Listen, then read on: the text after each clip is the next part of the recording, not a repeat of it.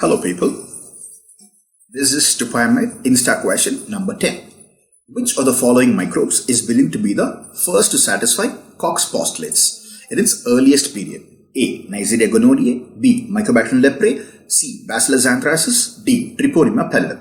This is technically an easy question because Neisseria gonorrhoeae, Mycobacterium leprae and Treponema pallidum all are learnt as those organisms who defy Koch's postulates. That would be the answer of elimination called as Bacillus anthracis. I can easily choose Bacillus anthracis as an option because of elimination of the remaining options. But let us try to understand what exactly are Koch's postulates. When Koch came to tell you that the microbes are the reason behind infectious diseases, people did not believe him. So he came up with a postulate and he wanted to say that that microbe is strongly attached and the causative organism behind a disease by taking forward 4 important statements. 1. The bacteria must be present in every case of the disease. Point number 2. The bacteria must be isolated from the host with the disease undergrown in pure culture.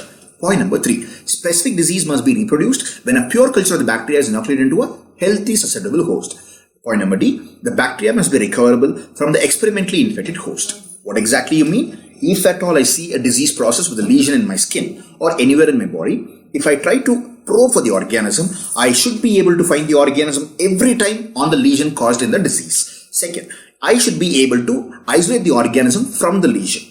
Then I should be able to culture the organism from the lesion. Then I should be able to make a pure culture of the organism which actually has been isolated. If it is injected into another organism or another host, it should be able to create the same kind of disease again. And from that experimental host also, I should be able to isolate the organism. All these 4 are called as Koch's postulates, which are very tight rules. On that basis, many organisms failed to satisfy Koch's postulates. Point number 1.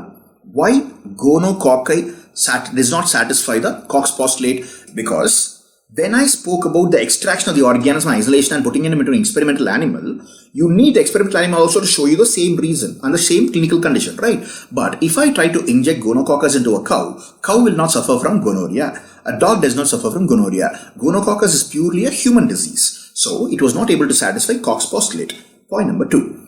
Why M. leprae failed to satisfy Koch's postulate? Because M. leprae is not culturable at all in vitro. You need a live host to culture the organism like footpad of mice and 9-banded armadillos. And then comes the other organism called as Treponema pallidum. Like M. leprae, pathogenic Treponema pallidum cannot be cultured in vitro. Maybe you can actually maintain them by serial passage through rabbit testes, but you won't be able to culture them. You will be able to maintain them alive, but you won't be able to culture them if they are pathogenic. So on that basis, the one single organism who was known to satisfy Koch's postulates in the earliest time was Bacillus anthracis.